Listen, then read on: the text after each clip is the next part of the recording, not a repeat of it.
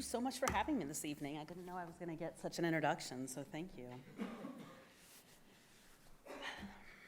So I come to you today as an educator, a nurse, an activist, and a member of the LGBTQ+ community, and also as a fellow Jew. I also have the privilege of being the outreach and training manager for IYG, as mentioned. It's an organization dedicated to supporting and empowering LGBTQ+ young people. I'm someone who's had the privilege of walking through many different rooms, classrooms, clinics, organizing spaces, where young people show up with hope and trepidation, and of course with fear. I have seen both the beauty and the heartbreak of what it means to grow up queer or trans in this country and in this state right now. And I want to talk today about that fear, because this is real and this is urgent. Right now, in towns and cities across the country, there are LGBTQ+ young people who are very, very scared. Not the kind of fear that you get before a big test or before, like, I came up here to speak. It's not that kind of fear. This is deeper. It's a fear that comes from your very identity, who you are. You are a person who's been demonized, publicized, and then used as a political bargaining chip. These are young people who are just trying to figure out life, what they love, who they are, and where they belong. And yet, they're being told in ways both loud and quiet that not only are they not welcome, but are in fact a dirty pariah, one that should be eliminated. So let me be really clear about what I mean here. Across the US, we're seeing a surge in laws, executive orders, school policies, and all of them target the LGBTQ+ youth. From bathroom bans to book censorship, from restricting gender-affirming care to silencing discussions about gender and sexuality in classrooms. And these decisions are not just debates happening in courtrooms or on news panels or on your evening news. These things land hard, and they land hard in very real lives. They tell a trans teen that the school that they go to every single day doesn't believe their gender is real. They tell a gay 7th grader that talking about their crush is inappropriate and they should be quiet. They tell a non-binary student that they have to pick a side or be invisible. And they tell LGBTQ+ youth, sometimes directly, sometimes indirectly, that their safety, their dignity, and even their very existence is negotiable and is certainly not a priority. So let's not sanitize this kind of message. This is traumatic, this is dangerous, and is potentially life-ending. When you live in fear that your identity will cost you your rights, your healthcare, your safety, a future, and quite possibly your life, it can't help but to change you. You become hypervigilant, self-protective, and silent when you should be speaking out.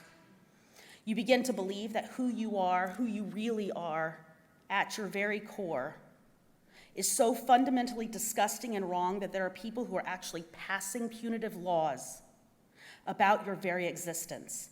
This inspires a level of self-hate and shame that I promise you our children internalize and will carry with them for all of their days. And for too many LGBTQ+ young people, especially those of color, when we're looking at intersectionality, this fear leads to depression, anxiety, housing and food insecurity, or worse. And for too many, we have the data. We know that LGBTQ+ youth are a significantly higher risk of addiction, of substance use, and of substance misuse, suicide, self-harm, but we also know why. And it's not because of who they are. It's not the queerness that's killing them. It's because how they are treated within our society, in a society in which there was no space created for them. But it doesn't have to be this way. Every young person deserves to grow up in a world that sees them, supports them, and lets them dream.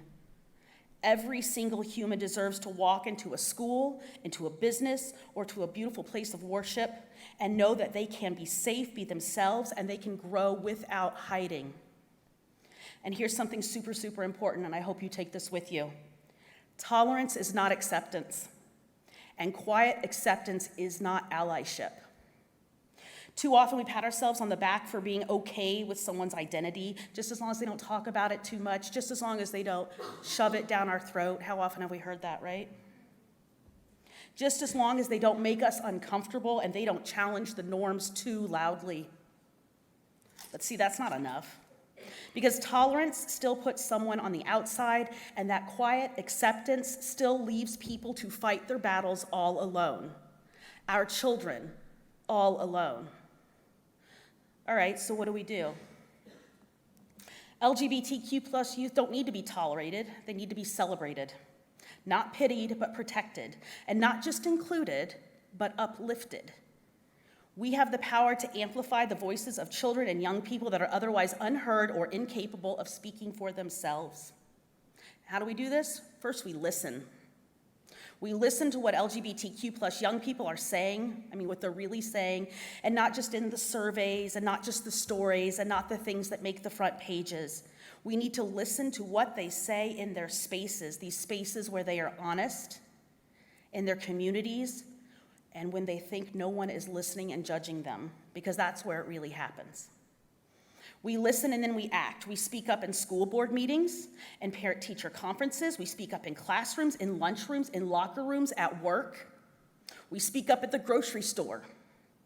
We show up as allies, and not just in June, not just when rainbows are pretty, not just when it's convenient, but we show up when it's really hard. And we act in small ways too. We all do what we can at the level that we can. You can hang a pride sign on your front door. You can put a magnet on your fridge. When kids come over, they'll see it. They'll know you're safe. Purposely patronize affirming and LGBTQ plus owned businesses and restaurants. Boycott the institutions that no longer support us. No longer support the LGBTQ plus population, because you know why? It just got too hard. Let your voice and your money be heard and felt. It's in those small acts that show people who you are and what your house and your family stands for. They show how you love, they show how you protect, and most importantly, they show what you will no longer accept. You will not accept hate, you will not accept bigotry, you will not accept othering, and you will not stay silent in the face of a systematic genocide. Yes, I said genocide. Caused by denying our young people the most basic human needs of food, shelter, safety, informed health care, and the need of community. Let your home, let your voice, let your vote, let your dollars, your presence make it crystal clear.